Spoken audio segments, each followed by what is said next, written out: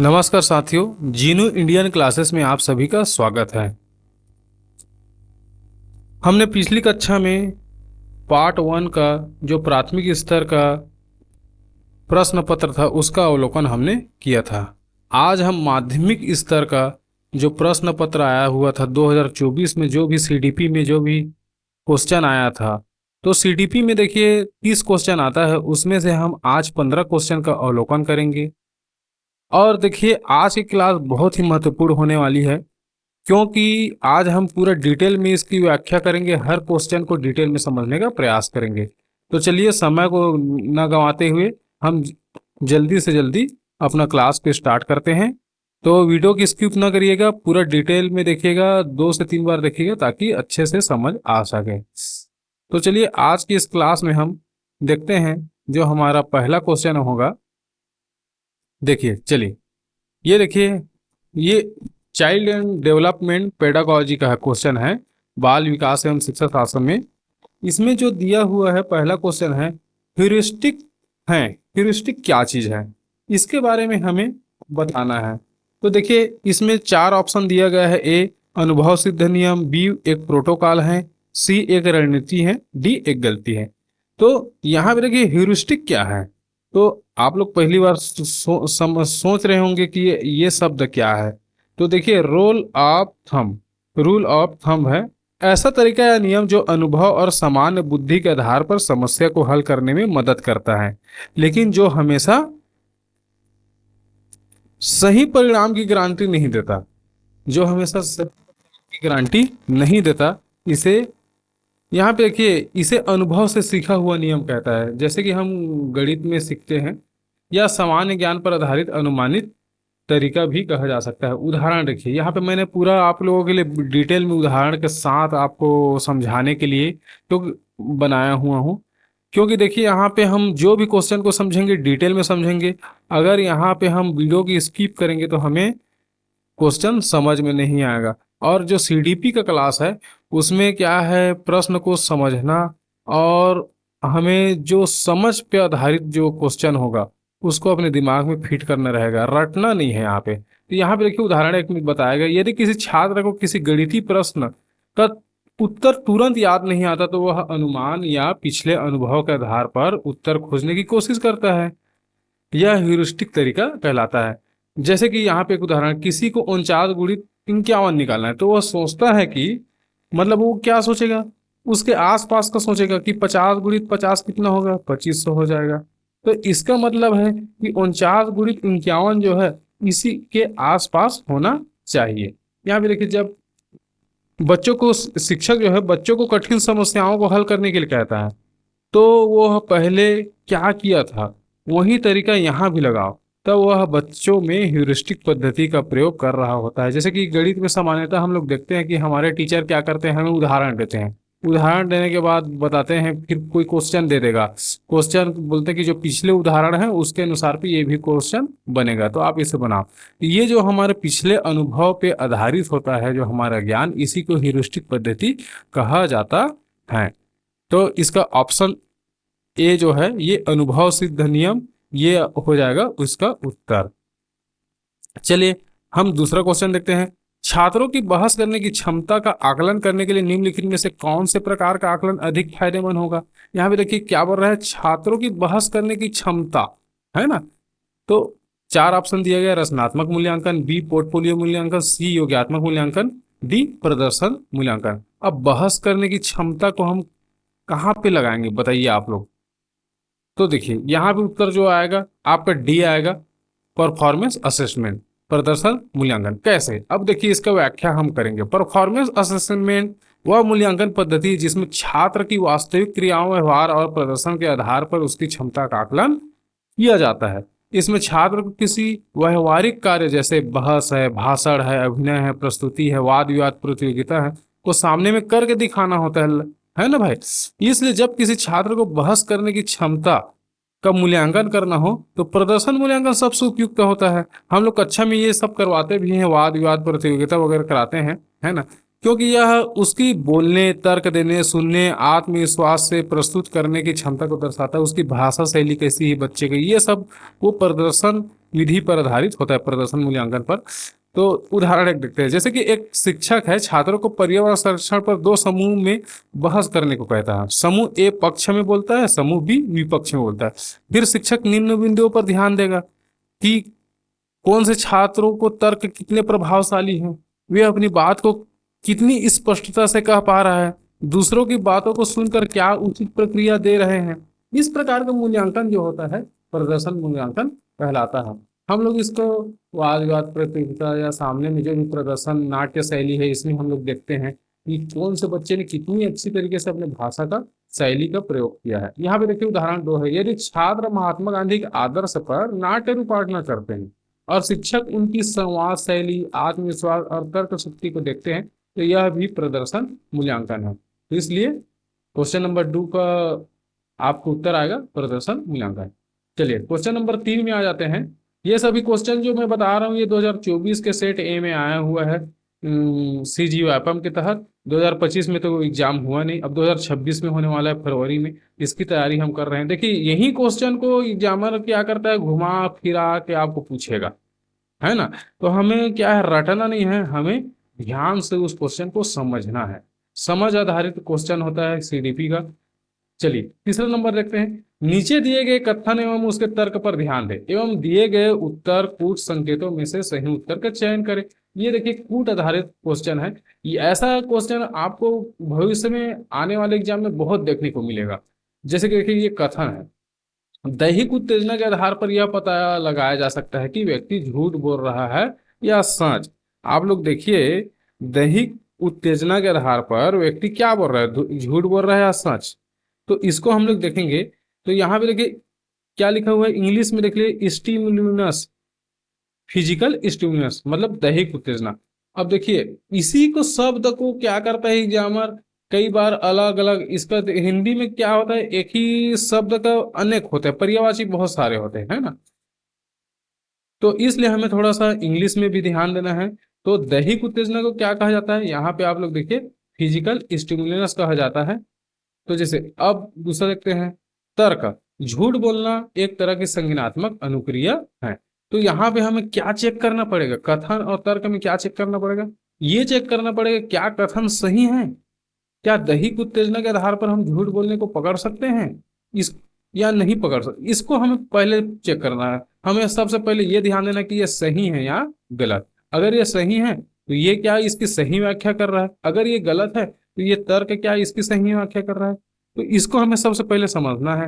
तो देखिए यहाँ पे ए में देख कथन तथा तर्क दोनों सही हैं, कथन सही है परंतु तर्क गलत है। सी तर्क सही है किंतु कथन गलत है। डी कथन तथा तर्क दोनों गलत है। तो इसमें चारों में से एक आएगा। तो यहाँ पे उत्तर देखिए, कथन क्या बोल रहा है, दैहिक उत्तेजना के आधार पर पता लगाया जा सकता है कि व्यक्ति झूठ बोल रहा है या सच।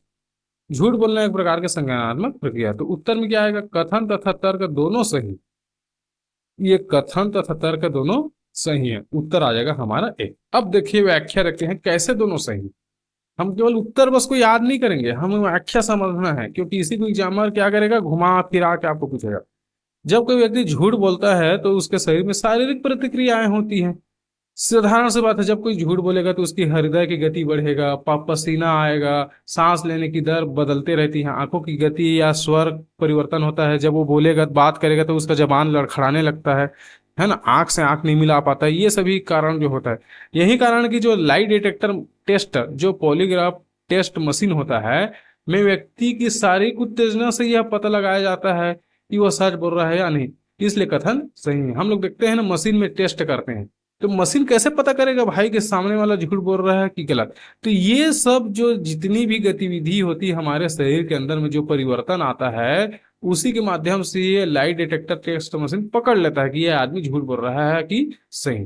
तो इसलिए क्या है, दैहिक उत्तेजना के आधार पर ये कथन सही है। अब तर्क देखते हैं। झूठ बोलना एक संज्ञानात्मक कोग्निटिव प्रक्रिया है, क्योंकि इसमें व्यक्ति को सोच कर झूठ गढ़ना होता है। मतलब कि सोच समझ के झूठ बोलेगा, ऐसा झूठ बोलेगा, वो अपने दिमाग का प्रयोग करेगा, कोग्निटिव संज्ञानात्मक क्षेत्र का प्रयोग करेगा, स्मृति का उपयोग करेगा, मतलब बुद्धि का उपयोग करेगा, और जानकारी को छिपाना या बदलना शामिल होगा। वो जानकारी को छिपाएगा, बदलेगा, सोचेगा कि सामने वाले को ऐसा मैं बोलूं कि उसे सच लगे। तो ऐसा होता है। तो संज्ञानात्मक प्रक्रिया तो है ही। आप लोग क्वेश्चन में भी देख लीजिए, यहाँ पे दिया गया है ना। क्या ये झूठ बोलना एक संज्ञानात्मक प्रक्रिया? हाँ है। दैहिक उत्तेजना के आधार पर क्या झूठ को हम पकड़ सकते हैं? हाँ पकड़ सकते हैं, दोनों सही हैं। जैसे कि उदाहरण एक देखते हैं, चलिए। मान लीजिए एक छात्र से शिक्षक पूछता है, क्या तुमने अपना होमवर्क पूरा किया? वह छात्र झूठ बोलकर कहता है, हाँ सर। लेकिन उसी समय उसका चेहरा लाल हो जाता है। जैसे झूठ बोलेगा तो क्या होगा? शारीरिक परिवर्तन आ गई। वह हकलाने लगेगा, उसका जवान लड़खड़ाने लगेगा, नजर झुका लेगा, वो सामने हमसे नजर नहीं मिला सकता है। यह उसकी शारीरिक उत्तेजना जो है का परिणाम है। और झूठ बोलना उसका संज्ञानात्मक कार्य है, कोग्निटिव रिस्पॉन्स है। उसने क्या किया? अपने दिमाग का प्रयोग किया वहां पे। तो इसलिए तर्क कथन और तर्क दोनों सही है। समझिएगा दोस्तों, वीडियो को 2 बार 3 बार देखिए, है ना, तब आपको कहीं जाकर समझ आएगा। देखिए हमें रटना नहीं है उत्तर को, मैं बता रहा हूं आपको, समझ के आधारित चलना है। क्योंकि एग्जामर क्या करेगा? बार बार इसी क्वेश्चन को घुमा फिरा कर कहीं ना कहीं से हम हमारे सामने ला देता है। यहाँ देखिए, बहुसांस्कृतिक कक्ष मूल्यांकन में एक शिक्षक यह सुनिश्चित करेगा। यहाँ पे देखिए मल्टी कल्चर क्लासरूम की बात हो रही है। मल्टी कल्चर क्लासरूम में मूल्यांकन में एक शिक्षक क्या सुनिश्चित करेगा? तो देखिए, पहला है मूल्यांकन उपकरण विश्वसनीय एवं वैध है। बी, छात्रों के सामाजिक सांस्कृतिक संदर्भ को ध्यान देगा। सी, विद्यालय प्रशासकों के अपेक्षाओं के अनुसार न्यूनतम अधिगम स्तर का अनुपालन हो। डी, मूल्यांकन उपकरण मानकीकृत हो। ये सभी चीज में वो देखेगा। तो इसमें से चारों में से कौन सा उत्तर आएगा? तो सही उत्तर क्या होगा आपका? छात्रों के सामाजिक सांस्कृतिक संदर्भ को ध्यान देना। क्यों आया? यहाँ पे देखिए बहुसांस्कृतिक कक्ष की बात हो रही, मल्टी कल्चर क्लासरूम की बात हो रही है, इसलिए यहाँ पे उत्तर आएगा छात्रों के सामाजिक सांस्कृतिक संदर्भ को ध्यान देना। क्वेश्चन को दोस्तों ध्यान से समझना पड़ेगा हमें आने वाले एग्जाम के लिए। देखो व्याख्या देखते हैं, मल्टी कल्चर क्लासरूम, बहुसांस्कृतिक कक्ष का अर्थ है ऐसा कक्षा वातावरण जिसमें अलग अलग भाषा, संस्कृति, परंपरा, धर्म और सामाजिक पृष्ठभूमि से आए हुए क्षेत्र हो। मतलब अलग अलग क्षेत्र से, अलग अलग जाति, अलग अलग संस्कृति, अलग भाषा, कोई हिंदी भाषी है, कोई अंग्रेजी भाषी है ना, अलग अलग बोली भी होती है, जैसे हमारा कोई छत्तीसगढ़ी बोल रहा है, तो अलग अलग क्षेत्र से बच्चे आए हुए हैं। ऐसे वातावरण में शिक्षक का मूल्यांकन केवल समान परीक्षा से नहीं किया जा सकता, इतना ध्यान दीजिएगा, है ना। उसे यह देखना आवश्यक है कि हर छात्र का सांस्कृतिक और सामाजिक संदर्भ अलग हैं। तो अलग है तो हमें उसके अनुसार पे मूल्यांकन कार्य करना पड़ेगा। इसलिए छात्रों के सामाजिक सांस्कृतिक संदर्भ को ध्यान देना पड़ेगा। किसमें? मल्टी कल्चर क्लासरूम में दोस्तों। मल्टी कल्चर क्लासरूम में हमें ये ध्यान देना पड़ेगा कि जो छात्र हैं उसकी सामाजिक सांस्कृतिक संदर्भ क्या है, तब हम उसका वास्तविक मूल्यांकन कर पाएंगे। चलिए आगे देखते हैं। प्रश्न नंबर 5 है, विस्मरण की प्रक्रिया में निम्नलिखित पदों को सही क्रम में बताएं। विस्मरण मतलब क्या बोल रहा है? विस्मरण मतलब यहाँ पे देखिए इंग्लिश में लिखा है फॉरगेटिंग। फॉरगेटिंग, विस्मरण मतलब भूलना। अब ये हम देखते हैं कि यहाँ पे जो फॉरगेटिंग है, अब हमें ये कूट दिए गए कूट संकेतों के आधार पर उत्तर दे। अब यहाँ पे हमें समझना है। अब यहाँ पे देखो उत्तर को तो रट नहीं सकते, ए बी सी आएगा, ऐसा तो हो ही नहीं सकता, है ना। तो यहाँ पे यही इसी क्वेश्चन को एग्जामर क्या करेगा? घुमा फिरा के पूछेगा। तो विस्मरण की प्रक्रिया मतलब भूलने का क्रम कैसा है, ये हमें ध्यान देना है। क्या हम कविता को पहले भूलेंगे, निरर्थक पद को भूलेंगे, गद्यांश को भूलेंगे, सूत्र आधारित जो सीखना होता है उसको भूलेंगे पहले? किसको पहले भूलेंगे? उसको क्रम से जमाना पड़ेगा। तो इसे समझना जरूरी है। तो चलो इसको मैं आपको समझाता हूं। यहां देखिए सही उत्तर हमारा क्या हो जाएगा? ए में क्या दिया है? बी सी ए डी, मतलब पहले निरर्थक पद, फिर गद्यांश, फिर कविता, फिर सूत्र आधारित सीखना। कैसे? अब व्याख्या को समझिए। जब तक व्याख्या हम समझेंगे नहीं, उदाहरण समझेंगे नहीं, तो ये हमारे दिमाग से उतर जाएगा। इसे सबसे पहले समझना है हमें। अब देखिए यहाँ पे क्या दिया है, व्याख्या में क्या है? विस्मरण का अर्थ क्या है? सीखी गई जानकारी को याद न रख पाना या उसे पुनः स्मरण न कर पाना। हर व्यक्ति सीखी हुई बात को समान गति से नहीं भूलता, बल्कि सीखने की प्रकृति और अर्थपूर्ण पर निर्भर करता है। जितनी कम अर्थपूर्ण, लेस मीनिंगफुल चीज होगी वह जल्दी भूल जाएगी, और जितनी अधिक अर्थपूर्ण चीज होगी, मोर मीनिंगफुल होगी, वो लंबे समय तक याद रहेगी। यहाँ पे देखिए मैंने आपको एक क्रम के अनुसार बताया है। जैसे कि निरर्थक पद है, जैसे कि बी में दिया गया था निरर्थक, जिसका कोई अर्थ ही नहीं है। तो अर्थ ही नहीं तो उसे हम क्या करेंगे? सबसे जल्दी भूल जाएंगे। उसके बाद देखिए सी में दिए पैसेज, जो गद्यांश है उसमें कुछ अर्थ रहता है तो उसे हम धीमी गति से भूलेंगे भाई। उसके बाद जो कविता पोयम होता है ये लयात्मक या अर्थपूर्ण होता है और देर से भूलते हैं। जैसे गाना वगैरह आप देखे पोयम वगैरह, इसे हम बचपन में याद कर रहे थे, बहुत दिनों तक याद रहती है। और जो सूत्र आधारित चीज होती है वो पूरी समझ पर आधारित होती है, जिसे हम सबसे देर पर भूलते हैं। किसी को गणित प्रक्रिया है जिसे हम याद करते हैं सूत्र के आधारित में, तो उसे हम बहुत टाइम में भूलते हैं। इसलिए इसका सही जो क्रम है BCAD। अब चलिए उदाहरण देख के समझते हैं।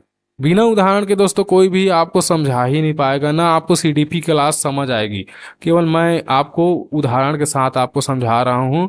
वीडियो को 2 से 3 बार देखिए और चैनल को लाइक और सब्सक्राइब करिए ताकि आने वाली वीडियो आपको मिलती रहे। जैसे एग्जाम्पल देखिए, उदाहरण एक छात्र ने एक दिन में 4 बातें सीखी। देखिए क्या क्या 4 बात सीखी उसने। टमटम झरपक जैसे निरर्थक शब्द जिसका कोई अर्थ ही नहीं है उसको सीख गया उसने। एक छोटा गद्यांश पैसेज सीखा। एक कविता पोयम सीखा। एक गणित का सिद्धांत समझकर कुछ दिन बाद परीक्षा में तो उसे टमटम या झरपक याद नहीं रहेगा क्योंकि वो निरर्थक शब्द है। गद्यांश का कुछ हिस्सा याद रहेगा, पूरा याद नहीं रहेगा। कविता की कुछ पंक्ति याद रहेगी, लेकिन गणित के जो सूत्र है जो उसने समझ कर सीखा था सबसे देर बाद भूलेगा।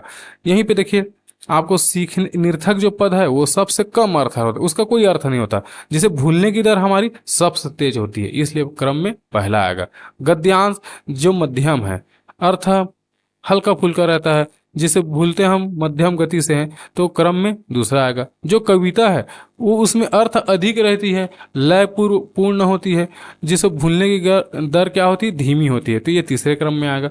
और सूत्र आधारित सीखना, जैसे गणित के सूत्र वगैरह है, आपका विज्ञान का है, तो इसे हम अर्थपूर्ण बहुत रहता है इसमें सर्वाधिक, और इसे भूलने की जो दर होती है ये सबसे धीमी गति से होती है, ये चौथा क्रम में आ जाएगा। इसीलिए सही उत्तर जो है ए आएगा। इसमें क्रम हमको जमाना पड़ेगा, तो BCAD ये आपका सही उत्तर हो जाएगा। चलिए इसके बाद हम छठवां प्रश्न की ओर जाएंगे। छठवां प्रश्न में क्या दिया है ये आप देखिए। छठवां प्रश्न को हम देखते हैं। चलिए, किसी अन्य व्यक्ति की मदद करने के कार्य को किसी अन्य व्यक्ति के मदद करने के कार्य को क्या कहा जाता है? तो यहाँ पे देखिए प्रोसोशल बिहेवियर, यहाँ पे ये पर छूट गया है मेरा, समाज समर्थक व्यवहार है ये। तो ये किसी अन्य व्यक्ति की मदद करना, हम किसी दूसरे व्यक्ति की मदद करते हैं, उस कार्य को क्या कहा जाता है? A सामाजिक सहारा, B सामाजिक सहायता, C समाज में व्यवहार, D समाज समर्थक व्यवहार, मतलब कि प्रोसोशल बिहेवियर, है ना। तो यहाँ पे उत्तर देखते हैं।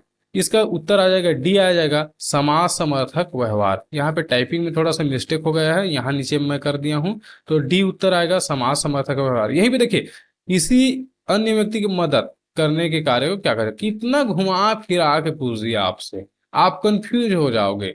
जब तक इसको समझोगे नहीं तब तक आप कंफ्यूज हो जाओगे। सामाजिक सहारा, सामाजिक सहायता, समाज में व्यवहार, समाज समर्थक व्यवहार, इतना घुमा फिरा के क्वेश्चन को पूछा गया है, तो इसको समझना पड़ेगा। चलिए आइए समझते हैं। समाज समर्थक व्यवहार वह व्यवहार है जिसमें व्यक्ति दूसरों की सहायता, सहयोग, सहानुभूति या दया का भाव करता है बिना किसी स्वार्थ के, केवल समाज के हित में। देखिए कोई भी व्यक्ति बिना किसी स्वार्थ, निस्वार्थ भाव से अगर सामने वाले की मदद करता है तो उसे हम क्या कहते हैं? समाज समर्थक व्यवहार कहते हैं। दोस्तों इस पर ध्यान देना, यह सकारात्मक सामाजिक व्यवहार का एक रूप है ना। इसमें किसी भी प्रकार का कोई स्वार्थ नहीं छुपा होता है। मुख्य विशेषताएं इसमें क्या होती है? समाज समर्थक व्यवहार में इसमें दूसरों की भलाई के लिए किया गया कार्य शामिल होता है, यह निस्वार्थ होता है, यह समाज में सद्भाव, सहयोग और पारस्परिक समझ को बढ़ावा देता है।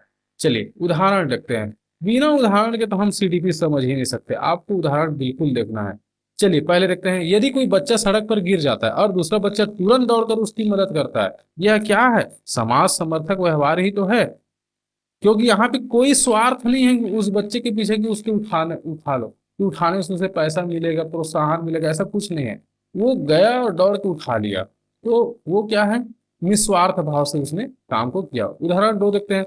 कक्षा में एक विद्यार्थी अपने मित्र की किताबें उठाने में मदद करता है और उसे होमवर्क समझाता है। तो यह भी क्या है, समाज समर्थक व्यवहार कहलाता है। उदाहरण 3 देखिए, भूकंप पीड़ितों को दान देना, रक्तदान करना या किसी वृद्ध व्यक्ति को सड़क पार कराने में मदद करना, ये सभी समाज समर्थक व्यवहार के उदाहरण है। आप लोग देखिए, आप लोग कभी ब्लड डोनेट किए होंगे, ब्लड दान किए होंगे, रक्तदान, तो आपने बिना निस्वार्थ भाव के किए हैं, है ना भाई। आपने कहीं दान दिए होंगे तो उसमें कोई हमारा स्वार्थ नहीं छुपा होता। तो जहाँ पे कोई स्वार्थ नहीं रहता है, निस्वार्थ रूप से हम उस कार्य करते हैं, तो वो समाज समर्थक व्यवहार कहलाता है। इसलिए 6वां नंबर का जो उत्तर आ जाएगा वो समाज समर्थक व्यवहार हो जाएगा। अब चलिए हम 7वां नंबर क्वेश्चन में चलते हैं। देखिए इसमें लिखा है, निम्नलिखित में से सीखने को किस श्रेणी में सम्मिलित किया गया है। जो लर्निंग है उसको किस श्रेणी में सम्मिलित किया गया है, ये बता पूछा गया है इसमें। ए, सिर्फ अभ्यास के कारण व्यवहार में होने वाला परिवर्तन। बी, अभ्यास एवं अनुभव दोनों के कारण व्यवहार में होने वाला परिवर्तन। सी, अभ्यास अनुभव एवं अंतोर्ध मतलब ड्राइव के कारण व्यवहार में होने वाला परिवर्तन। डी, उपरोक्त में से सभी तरह के परिवर्तन को। देखिए कितना सारा एक ही जगह मिला जुला क्वेश्चन पूछ दिया है, ताकि आपका दिमाग घूम जाए और आप बिना समझोगे नहीं इस क्वेश्चन को, तो होगा क्या, आप गलत उत्तर को टिक कर लोगे। इसलिए हम उदाहरण के साथ देखेंगे। चलिए देखते हैं, तो सही उत्तर क्या आ जाएगा, सी आ जाएगा। अभ्यास अनुभव एवं अंत्योदय के कारण व्यवहार में होने वाला परिवर्तन। ड्राइव, एक शब्द छुपा हुआ है यहाँ पे, देखिए अंत्योदय। देखिए मैंने बताया ना कि हिंदी में एक ही शब्द का अलग अलग मीनिंग होता है, पर्यायवाची शब्द बहुत होते हैं, इसलिए थोड़ा सा इंग्लिश को ध्यान में दीजिएगा। ड्राइव, यहाँ पे ड्राइव शब्द छुपा हुआ है, इसलिए इसका उत्तर सी आया। क्यों आया, ड्राइव का मतलब क्या है, ये देखते हैं। सीखना, लर्निंग को सामान्यतः परिभाषित किया जाता है। सीखना अभ्यास और अनुभव के कारण व्यवहार में आने वाला स्थायी परिवर्तन है। देखिए सीखते हैं तो हमारा क्या होता है, हमारा अभ्यास और जो अनुभव है उसमें क्या होता है, स्थायी परिवर्तन होता है। लेकिन इस प्रक्रिया में ड्राइव, ड्राइव मतलब प्रेरक शक्ति, जो प्रेरणा है या मोटिवेशन है, जो प्रेरणा है, भी महत्वपूर्ण भूमिका निभाती है। यदि कोई व्यक्ति में सीखने की इच्छा या प्रेरणा ही नहीं है, तो केवल अभ्यास और अनुभव पर्याप्त नहीं होता है। जैसे कि आप लोग मेरा वीडियो देख रहे हो, तो आपके अंदर में प्रेरणा है, कहीं ना कहीं से मोटिवेशन है कि मैं वीडियो देखूंगा जेनू इंडियन क्लासेस को, तो मैं क्या हो सकता है, CGTAT को क्लियर कर लूंगा, है ना। तो इसलिए हम वीडियो देख रहे हैं, हमारे अंदर से क्या आ रहा है, मोटिवेशन आ रहा है, इसलिए हम यूट्यूब में वीडियो देख रहे हैं। अगर मोटिवेट ही नहीं रहेंगे तो हम कहाँ से देखेंगे, कहाँ से पढ़ेंगे, बताइए आप ही लोग, है ना। तो इसलिए सीखने के 3 मुख्य घटक शामिल हैं। देखिए पहला है कि प्रैक्टिस, मतलब अभ्यास, बार बार किसी कार्य को करने से दक्षता आती है ना। एक ही कार्य को बार बार करेंगे तो हमारे अंदर में क्या आ जाएगी, दक्षता आ जाएगी। एक्सपीरियंस, अनुभव, अनुभव से व्यक्ति सही और गलत में अंतर समझता है। हम लोग समझ जाते हैं कि सही क्या है और गलत क्या है, ये हमारे कहाँ से आता है, हमारे अनुभव से आता है। और तीसरा जो है ड्राइव और मोटिवेशन, प्रेरक शक्ति, वही शक्ति जो हमें कुछ नया सीखने के लिए प्रेरित करता है। जब तक हम नया सीखने के लिए प्रेरित नहीं होंगे, तो हमारे अंदर में मोटिवेशन नहीं होगा, तो हम कहाँ से सीखेंगे। तो देखिए उदाहरण देख के सकते हैं। चलिए, एक बच्चा साइकिल चलाना सीखता है। पहले वह बार बार गिरता है। बार बार गिरना क्या हुआ, प्रैक्टिस हुआ। हमने भी बचपन में बार बार गिर गिर के साइकिल चलाना सीखा।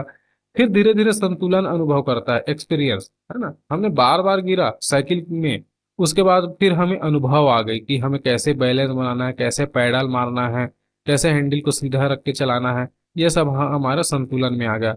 फिर गिरने के बावजूद जब दोबारा जब प्रयास करते हैं, क्योंकि उसके भीतर चलाने की इच्छा होती है, जब हम गिरते हैं, हमारा हाथ पैर में चोट आ जाती है, फिर भी हम चलाने के लिए तैयार रहते हैं साइकिल को, तो ये हमारा क्या हुआ, मोटिवेशन ही तो हुआ। हमारे अंदर का जो ड्राइव है उसके कारण से हम क्या कर रहे हैं, सीख रहे हैं। यह सीखने का उदाहरण है जिसमें अभ्यास, अनुभव और प्रेरणा तीनों मौजूद है। दूसरा उदाहरण देते हैं। एक छात्र बार बार गणित का सवाल हल करता है, प्रैक्टिस। गलतियों से सीखता है, एक्सपीरियंस। और परीक्षा में अच्छा करने की ड्राइव उसे मेहनत करवाती है ना। बार बार करता है, गलती करता है ना, मेहनत करता है, और उसके अंदर में परीक्षा में ज्यादा से ज्यादा नंबर लाने की उसके अंदर में मोटिवेशन, ड्राइव होता है। इस तरह व्यवहार में जो परिवर्तन आता है वही सीखना, लर्निंग कहलाता है। चलिए सारांश देखिए।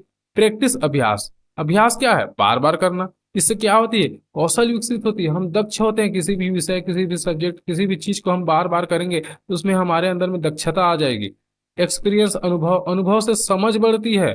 हम किसी भी चीज को करते हैं, हमारे पीछे अनुभव को सोचते हैं, तो उसके माध्यम से हम त्रुटि को कम करते हैं, त्रुटि को सुधारने में मदद मिलती है। जो गलतियां हमने पिछले अनुभव में किया था, उसको पिछले अनुभव के आधार पे हम नवीन जो ज्ञान अर्जित करते हैं उसको शामिल करते हैं, है ना भाई। तीसरा है सी, प्रेरणा, सीखने की इच्छा निरंतरता बनाए रखती है। अगर हमारे अंदर में मोटिवेशन ही नहीं रहेगी, प्रेरणा ही नहीं रहेगी, डिजायर ही नहीं रहेगी, है ना, तो हम सीखेंगे कहाँ से, आप ही लोग बताइए। तो अगर ड्राइव है हमारे अंदर, प्रेरणा है, तो निरंतरता बनी रहेगी। इसलिए सही उत्तर क्या होगा आपका, सी आएगा। अभ्यास, अनुभव एवं अंतर्दत्त के कारण व्यवहार में होने वाला परिवर्तन। अंतर्दत्त शब्द आया था जो हमें घुमा दिया, है ना। चलिए, तो हमने ये समझ गए। अब इससे कोई भी क्वेश्चन दे दे, कहीं से भी उठा के दे दे, हम बना लेंगे, है ना, क्योंकि हमने समझा है। इसको वीडियो को 2-3 बार देखेगा, अच्छे से समझ आ जाएगा। इसके माध्यम से 15 क्वेश्चन दिया हुआ है इसे माध्यमिक स्तर में, जिसका मैं आज अवलोकन कर रहा हूँ। अब 15 क्वेश्चन को हम अगले दिन अवलोकन करेंगे। तो बता रही हूँ, इस 15 क्वेश्चन से कम 30 से 40 क्वेश्चन ऐसे एग्जामर बना लेगा, घुमा फिरा कर आपके दिमाग को घुमाएगा, निचोड़ेगा वो, है ना। चलिए आगे देखते हैं। स्मृति में सुधार तब हो सकता है जब सीखी जाने वाली जानकारी क्या हो। स्मृति मतलब कि जो हमारी मेमोरी है उसमें सुधार तभी होता है जब हमारी जानकारी क्या हो, ए व्यवस्थित हो, बी लिखित हो, सी मौखिक हो, डी विस्तार से हो। इस चारों में से क्या ऑप्शन आएगा, चलिए आगे देखते हैं। तो सही उत्तर हो जाएगा ऑर्गेनाइज, व्यवस्थित हो, है ना। हमारी इस मेमोरी में सुधार तभी आएगा जब कोई भी जानकारी क्या हो, व्यवस्थित हो। संगठन, ऑर्गेनाइजेशन से स्मरण आसान होता है। जब जानकारी जो है सुसंगठित रूप से, वेल ऑर्गेनाइज सीखी जाती तो हमारा मस्तिष्क उसे बेहतर ढंग से स्टोर और रिकॉल कर पाता है। यदि जानकारी अव्यवस्थित रूप से होती तो मस्तिष्क उसी सही ढंग से जोड़ नहीं पाता और भूलने की संभावना बढ़ जाती। देखिए, ये जो वीडियो मैंने बनाया हूँ आपके समझ आधारित बनाया हूँ, है ना। आप इस वीडियो को 2 बार देखोगे तो आप पूरी तरीके से समझ जाओगे। अगर मैं केवल उत्तर बता देता कि इसका उत्तर ये होगा, इसका उत्तर छठवा का बी होगा, सी होगा, डी होगा, ऐसा बता देता तो आपको समझ नहीं आता। परंतु यहाँ पे मैं क्या कर रहा हूँ, आपको उदाहरण के साथ एक्सप्लेन कर रहा हूँ, जिसके द्वारा आप क्या होगा, ये हम क्या कर रहे हैं, सुसंगठित उत्तर पे व्यवस्थित रूप से हम इस वीडियो को देख रहे हैं और क्वेश्चन को हम अध्ययन कर रहे हैं। क्योंकि व्यवस्थित जानकारी से स्मृति बढ़ती है, संगठन से संबंध बनते हैं, नई जानकारी पुरानी जानकारी से जुड़ जाती है, यह संज्ञानात्मक संरचना कोग्निटिव स्ट्रक्चर को मजबूत करती है, दिमाग को जानकारी समूहों या पैटर्न में याद रखने में मदद करती है व्यवस्थित रूप से, है ना। उदाहरण देखिए, यदि किसी छात्र को 10 शब्द याद करने को हो, आप अपने किसी कोई भी बच्चे को 10 शब्द याद करने के लिए बोलिए, तो देखिए व्यवस्थित रूप में शब्द कैसे है, सेब, राजा, नदी, कलम, फूल, सूरज, किताब, चांद, सड़क, पेड़। इसको याद करने के लिए बोलेंगे तो अव्यवस्थित है, तो बच्चा याद नहीं कर पाएगा। इसी को व्यवस्थित रूप में हम दे दे, फल मतलब सेब, प्रकृति मतलब नदी, फूल, सूरज, चांद, पेड़, वस्तुएं मतलब कलम, किताब, सड़क, व्यक्ति मतलब राजा, तो बच्चा क्या कर लेगा, इसे रिकॉल करेगा, जल्दी से जल्दी याद कर लेगा। हम उससे जैसे जैसे इसके फल को बोलेंगे तो फल का नाम बताएगा, प्रकृति बोले प्रकृति का नाम बताएगा, वस्तुएं बोलेंगे वस्तुएं का नाम बताएगा, व्यक्ति बोलेंगे व्यक्ति का नाम बताएगा। अगर हम व्यवस्थित रूप से पूछेंगे तो बच्चा बता नहीं पाएगा, है ना भाई। तो हमारे मेमोरी जो है व्यवस्थित रूप को ज्यादा ग्रहण करती है। जब शब्दों की श्रेणियों में रखा जाता है, श्रेणी में रखा जाता है, तो छात्र उन्हें तेजी से और लंबे समय तक याद रखता है ना। देखिए उदाहरण तो देखते हैं। एक छात्र जब स्वतंत्रता संग्राम संग्राम पढ़ता है, अगर वह तिथियों को, प्रमुख नेताओं को और घटनाओं को समय क्रम में व्यवस्थित करता है तो वह इतिहास को लंबे समय तक याद रख पाएगा। सही बात है। ऑर्गेनाइज, व्यवस्थित, ये आ जाएगा जानकारी को क्रमबद्ध रूप में सीखना, ये सही हो जाएगा। जब जानकारी व्यवस्थित रूप में सीखी जाती तो स्मृति में सुधार होता है, सही है। चलिए 9वां को देखते हैं। प्रश्न नंबर 9 में क्या दिया हुआ है, कामुकता को मनोसामाजिक सिद्धांतकार किसके परिणाम स्वरूप देखता है। कामुकता, ये यहाँ पे देखिए, सेक्सुअलिटी को मनोसामाजिक, जो साइको सोशल थ्योरिस्ट है, सिद्धांतकार है, वो किस रूप में देखता है। ए वातावरणीय कारक है, बी हार्मोनल असमानता है, सी लिंग गुण सूत्र के की असमानता है। डी जैविक कारकों का संयोजन है। तो नौवां का उत्तर हम देखेंगे यहाँ पे क्या आएगा। सही उत्तर है ए एनवायरमेंट फैक्टर, वातावरणीय फैक्टर है दोस्तों। देखिए कामुकता, जो आपका सेक्सुअलिटी है, ये कौन सा फैक्टर आता है, वातावरणीय फैक्टर कहा गया है। कारक व्याख्या क्यों कहा गया है, देखिए चलिए देखिए, जो मनोसामाजिक सिद्धांतकार का मानना है कि व्यक्ति की कामुकता, सेक्सुअलिटी और यौन व्यवहार, सेक्सुअल बिहेवियर का निर्माण केवल जैविक कारण से नहीं होता, जैविक कारण से नहीं होता, बल्कि सामाजिक वातावरण, अनुभव, पालन पोषण और सांस्कृतिक प्रभावों के कारण भी होता है। यानी कि बच्चा किस परिवेश में पढ़ा है, बढ़ा है, पालन पोषण हुआ है, उसके अनुसार से उसके अंदर में कामुकता आती है। यानी व्यक्ति जैसा परिवेश देखता है और अनुभव करता है, उसी के अनुरूप उसकी यौन प्रवृत्तियां विकसित होती हैं। मुख्य विचार, मेन आइडिया देखो, साइको का संबंध मानसिक और भावात्मक पहलू से है। सोशल का संबंध समाज, परिवार और संस्कृति से है। इसलिए साइको सोशल थ्योरी यह मानती है कि यौन व्यवहार पर्यावरणीय, सामाजिक और भावनात्मक परिस्थितियों का परिणाम है। अब उदाहरण देखते हैं चलिए। यदि किसी बच्चे का पालन पोषण ऐसे समाज में हुआ हो जहां लिंग समानता, प्रेम और सम्मान का महत्व दिया जाता है, तो उसकी यौन सोच संतुलित और स्वस्थ, हेल्थी सेक्सुअलिटी होगी, है ना। लेकिन यदि वही बच्चा अत्यधिक दमनकारी या अस्वस्थ सामाजिक वातावरण में बढ़ा होता है, तो उसमें असामान्य यौन व्यवहार विकसित हो सकता है। इसलिए मनोसामाजिक सिद्धांतकार कहते हैं कि यौन व्यवहार का निर्माण वातावरणीय कारक से होता है। उदाहरण दो देखिए, यदि किसी समाज में बच्चों को यौन शिक्षा नहीं दी जाती, तो वे गलत सूचनाओं और असमंजस से भरे रह जाते हैं। यह भी पर्यावरण का प्रभाव है जो व्यक्ति की यौन समझ को प्रभावित करता है। इसलिए ये चार ऑप्शन में आपका जो समाज, संस्कृति, पालन पोषण, अनुभव है, ये ए इन्वायरमेंटल फैक्टर जो है ये सही है, ये गलत है। निष्कर्ष, मनोसामाजिक सिद्धांतकार के अनुसार कामुकता का विकास मुख्यतः वातावरणीय कारकों का परिणाम है। चलिए क्वेश्चन नंबर 10 देखते हैं। यहाँ पे देखिए, यदि किसी बच्चे की मानसिक आयु 5 वर्ष है, किसी बच्चे की मानसिक आयु कितनी है, 5 वर्ष है, और कालानुक्रमिक आयु 4 वर्ष है, तो बच्चे का आईक्यू क्या होगा। यहाँ पे क्वेश्चन को देखिए, मानसिक आयु 5 वर्ष मतलब कि वो बच्चे की वास्तविक आयु 4 वर्ष है, परंतु वो अपने से ज्यादा लेवल के बच्चे के वर्ष का उसका आईक्यू लेवल है।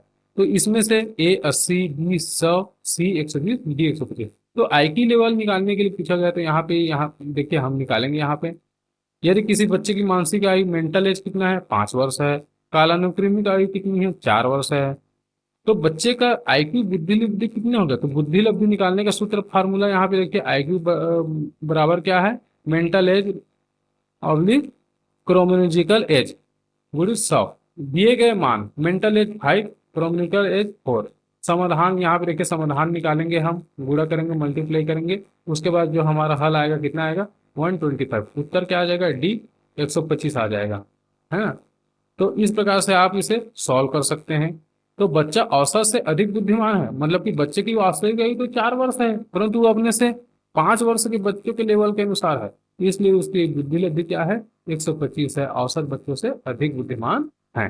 चलो आगे देखते हैं, क्वेश्चन नंबर 11 देखते हैं। व्यक्तिगत भिन्नताओं को पूरा करने में शिक्षक की क्या भूमिका होनी चाहिए। व्यक्तिगत भिन्नताएं, इंडिविजुअल डिफरेंस में शिक्षक की क्या भूमिका होना चाहिए। यहाँ पे देखिए, ए व्यक्तियों की योग्यता, रुचि एवं अभिक्षमताओं को जानने का प्रयास करें। बी पाठ्यक्रम को व्यक्तियों की आवश्यकताओं के अनुसार समायोजित करने का प्रयास करें। सी ए व बी दोनों, डी इनमें से कोई नहीं।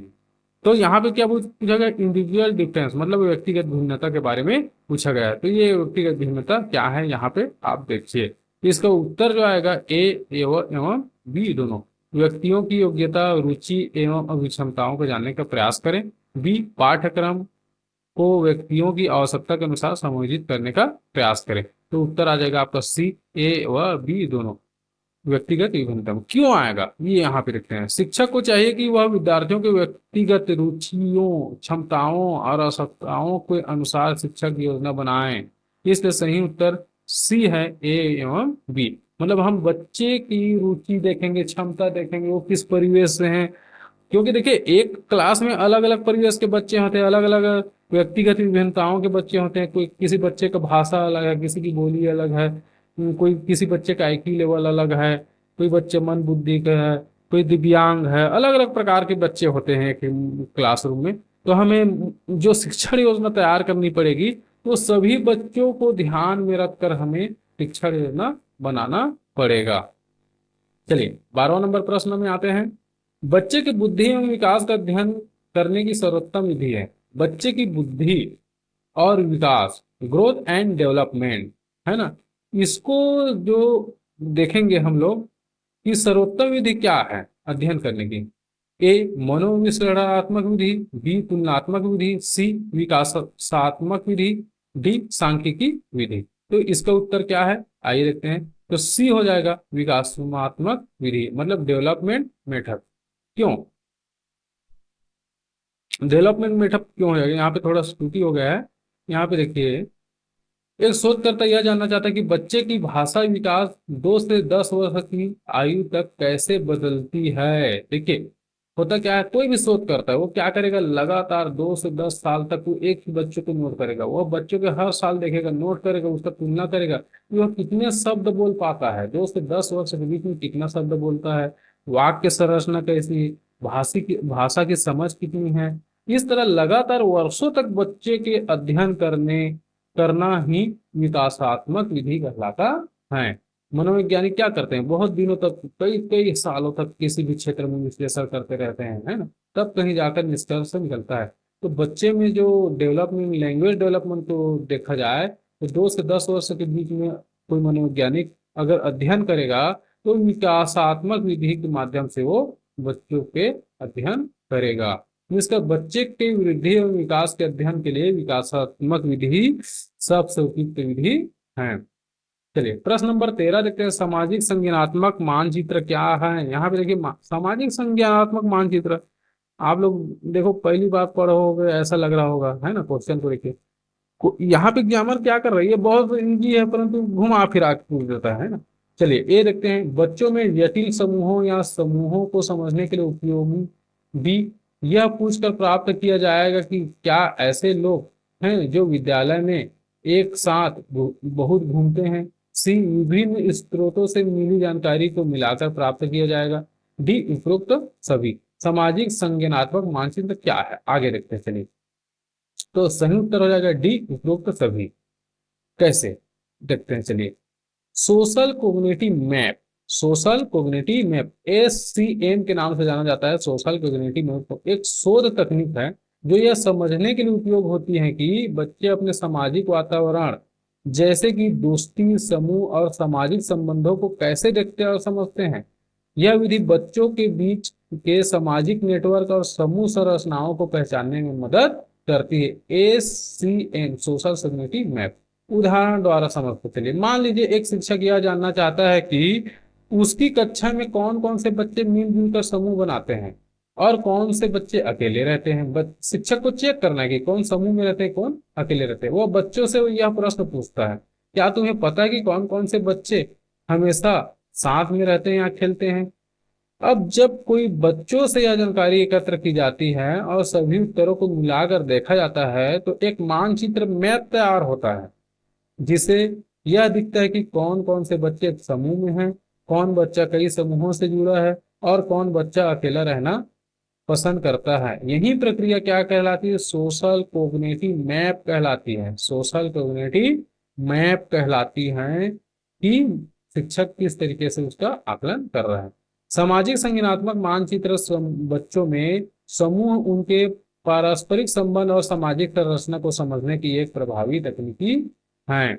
सही उत्तर क्या हो जाएगा, डी, उपयुक्त सभी, जैसे मैंने ऊपर बताया था। चलिए क्वेश्चन नंबर 14 है। वाइगोत्स्की ने भाषा को माना है, जो ले वाइगोत्स्की है उसने भाषा को क्या माना है। सांस्कृतिक उपकरण, मजा या मनोरंजन, सी अद्वितीय, डी व्यर्थ है। क्या माना वाइगोत्स्की ने, ये एक मनोवैज्ञानिक है। देखिए वाइगोत्स्की ने भाषा को माना है, सांस्कृतिक उपकरण माना है, कल्चर टूल माना है। क्यों माना है, देखिए रूसी मनोवैज्ञानिक है ये ले वाइगोत्स्की। कहाँ के मनोवैज्ञानिक है, रूस के हैं। भाषा केवल बोलने या संवाद का साधन नहीं है बल्कि यह सांस्कृतिक उपकरण, कल्चरल टूल है। किसने कहा है, ले वाइगोत्स्की ने कहा है कि भाषा सांस्कृतिक उपकरण है। भाषा के माध्यम से बच्चा अपने समाज की संस्कृति, मूल्य, परंपराएं और सोचने का तरीका सीखता है। यह उसके संज्ञानात्मक विकास, कोग्निटिव डेवलपमेंट में महत्वपूर्ण भूमिका निभाती है। वाइगोस्की के अनुसार भाषा से बच्चा न केवल शब्दों को सीखता है, बल्कि वह यह समझता है कि समाज में व्यवहार कैसे करना है, कब बोलना है, कैसे बोलना है और किन बातों का सामना सम्मान करना है। ये सब कहाँ से सीखता है बच्चा? इस समाज से, परिवार से, है ना, यही तो से सीखेगा। जैसे कि उदाहरण देखिए, मान लीजिए एक छोटा बच्चा घर में धन्यवाद, थैंक यू और कीप अप, प्लीज जैसे शब्द सीखता है। जैसे कि हमारे घर में छोटे बच्चे हैं, वो लोग ये सब उस चीज को हमारे घर से सीखेंगे, thank you, good night, good day, please, है ना। यह अब यह केवल शब्द नहीं है, बल्कि ये शब्द उसे शिष्टाचार, संस्कृति और सामाजिक आचरण सिखाते हैं। इस तरह भाषा के माध्यम से बच्चा अपने समाज की संस्कृति और सोचने का तरीका अपनाता है। इसलिए भाषा को वाइगोस्की ने क्या कहा है? सांस्कृतिक उपकरण कहा है। इसलिए भाषा को वाइगोस्की ने सांस्कृतिक उपकरण कहा है। निष्कर्ष क्या निकलते हैं? वाइगोस्की के अनुसार भाषा वह माध्यम है जिसके द्वारा बच्चा समाज की संस्कृति को आत्मसात करता है। भाषा के द्वारा ही तो करेगा आत्मसात हो, है ना, और अपने विचारों का विकास करता है। इसलिए भाषा एक सांस्कृतिक उपकरण है, कल्चर टूल है। चलिए, ये लास्ट क्वेश्चन है दोस्तों आज की वीडियो का, 15 नंबर का। नीचे दिए गए कथन एवं उसके तर्क पर ध्यान दें एवं दिए गए कूट संकेतों में से सही का चयन करें। यहाँ पे देखिए एक कथन है, तर्क है ना। तो यहाँ पे मैंने पिछले क्वेश्चन में आपको बताया था कि हमें सबसे पहले क्या चेक करना है, जो कथन है ये सही है कि गलत। तो देखिए, आक्रामकता कुंठा से उत्पन्न होती है, क्या यह सही है या गलत है? आप ही लोग बताइए मुझे। कारण, सही तरह की कुंठा आक्रामकता को जन्म देती है। क्या ये जो कथन है इसकी सही व्याख्या ये कर रहा है कि नहीं कर रहा है ना, इसको देखना है। अगर ये सही है तो क्या ये भी सही बोल रहा है कि गलत बोल रहा है? तो सबसे पहले हमें कथन को चेक करना रहता है कि ये सही है कि गलत। तो यहाँ पे जो कूट दिया है, ए कथन तथा कारण दोनों सही। क्या सही है? आप लोग सोचिए। कथन सही परंतु कारण गलत है, कारण सही किंतु कथन गलत है, कथन तथा कारण दोनों गलत है। देखिए, आने वाला समय में इस प्रकार का क्वेश्चन बहुत आएगा और इसे हम रट्टा मार नहीं सकते, इसे हमें समझना पड़ेगा। और इसे समझाएगा कौन? जीनू इंडियन क्लासेस में आपको समझाया जाएगा। इसलिए चैनल को लाइक करें और सब्सक्राइब करिए। ये लास्ट क्वेश्चन है, माध्यमिक स्तर का क्वेश्चन है ये। तो हम देखते हैं, चलिए यहाँ पे देखिए। कथन क्या बोलता है? आक्रामकता कुंठा से उत्पन्न होती है। कारण क्या बोलता है? सभी तरह के कुंठा आक्रामकता को जन्म देती है। तो यहाँ पे उत्तर क्या है? कथन सही है परंतु कारण गलत है। यहाँ पे देखिए, ये सही है, कथन सही है, परंतु ये क्या है? गलत है। इसलिए ये बी आ जाएगा उत्तर में। अब हम ये देखें कथन क्यों सही है और कारण क्यों गलत है। चलो एक्सप्लेन करते हैं। आक्रामकता कुंठा से उत्पन्न होती है, यह सही है, क्योंकि जब व्यक्ति को अपने लक्ष्य की प्राप्ति में बाधा मिलती है तो उसमें कुंठा फ्रस्ट्रेशन उत्पन्न होती है। यदि यह कुंठा अधिक हो जाए तो वह आक्रामकता के रूप में प्रकट होती है। यह सिद्धांत जो है फ्रस्ट्रेशन अग्रेशन थ्योरी कहलाता है, जिसे डोलार्ड और मिलर ने दिया था। कारण देखिए, सभी प्रकार की कुंठा आक्रामकता को जन्म नहीं देती, यह गलत है, क्योंकि हर कुंठा आक्रामकता में नहीं बदलती। कुछ लोग शांत रहना, ध्यान हटाना या समझौता करना जैसी प्रक्रियाएं भी देखते। मान लीजिए आपने सीजी टेट का एग्जाम दिया, आपसे क्लियर नहीं हुआ, तो आपके अंदर में कुंठा नहीं आएगी। आप सोचेंगे कि अगले बार नेक्स्ट में ज्यादा मेहनत करेंगे। और हम लोग लगातार जीनू इंडियन क्लासेस को हम लोग लगातार फॉलो करेंगे इस प्रकार से। तो उदाहरण देकर समझते हैं। चलिए, मान लीजिए एक छात्र ने बहुत मेहनत की लेकिन परीक्षा में अपेक्षित अंक नहीं आए। जितना उसने सोचा था उतना अंक नहीं आया, परंतु मेहनत तो खूब की थी। तो ये इससे उसके अंदर में क्या आएगा? फ्रस्ट्रेशन, कुंठा कुंठा होगी, कुंठाजनक स्थिति उत्पन्न होगी उसके अंदर में। यह छात्र में दो तरह की प्रतिक्रिया दे सकता है। आक्रामकता प्रतिक्रिया, वह गुस्सा होकर किताब फेंक दे या किसी को दोष देने लगे। या संयमित प्रक्रिया, वह अपनी गलती पहचान कर अगले साल बेहतर तैयारी करे। इसलिए हर कुंठा आक्रामकता में नहीं बदलती। इसलिए निष्कर्ष क्या आता है? आक्रामकता का कारण कुंठा हो सकता है, परंतु हर कुंठा आक्रामकता नहीं लाती। इसलिए कथन सही है, परंतु जो कारण है वो गलत है। तो उत्तर आ जाएगा बी। तो दोस्तों आज के वीडियो को हम यहीं समाप्त करते हैं। कल हम माध्यमिक स्तर का 2024 में जो 15 क्वेश्चन और छूटा हुआ है सीडीपी क्लास में, उसका हम अध्ययन करेंगे। तो चैनल को लाइक करें, सब्सक्राइब करें, और चैनल अच्छी लगे तो अपने दोस्तों के साथ शेयर करें ताकि उनको भी अधिक से अधिक लाभ मिल पाए। हमारा चैनल है जीनी इंडियन क्लासेस, जहाँ पे हम लोग आपको विशेष तौर पे एक एक क्वेश्चन को डिटेल में आपको समझाएंगे। तो इस तरीके का चैनल को लाइक करिए ताकि हमें भी मोटिवेशन मिल सके और हम आगे वीडियो की भी बनाएं। तो आज हमने 2024 में जो माध्यमिक स्तर का जो सीडीपी में जो 30 क्वेश्चन आता है, उसमें का 15 क्वेश्चन हमने अध्ययन किया। 15 क्वेश्चन को हम लोग कल या फिर परसों, है ना, वीडियो के रूप में मैं डाल दूंगा। तो अब तक के लिए आप चैनल को लाइक करिए, सब्सक्राइब करिए और बेल आइकन को ऑन करके रखिए। और हाँ, वीडियो को कम से कम 2 से 3 बार अवश्य देखिए ताकि आपके दिमाग में अच्छे से समझ आ जाए, क्योंकि ये 15 क्वेश्चन नहीं है दोस्तों। इससे एग्जामर क्या करेगा, आपको घुमा घुमा के क्वेश्चन पूछेगा। तो उदाहरण और तर्क को समझिए, व्याख्या को अच्छे से समझिए, नोट बनाइए, कॉपी बनाइए, उसके बाद अच्छे से याद करिए। आप सभी को धन्यवाद वीडियो को देखने के लिए, और चैनल को लाइक सब्सक्राइब अवश्य करिए। चलिए आज के क्लास को हम यहीं पे क्लोज करते हैं, फिर मिलेंगे अगले नेक्स्ट क्लास में। Okay, thank you.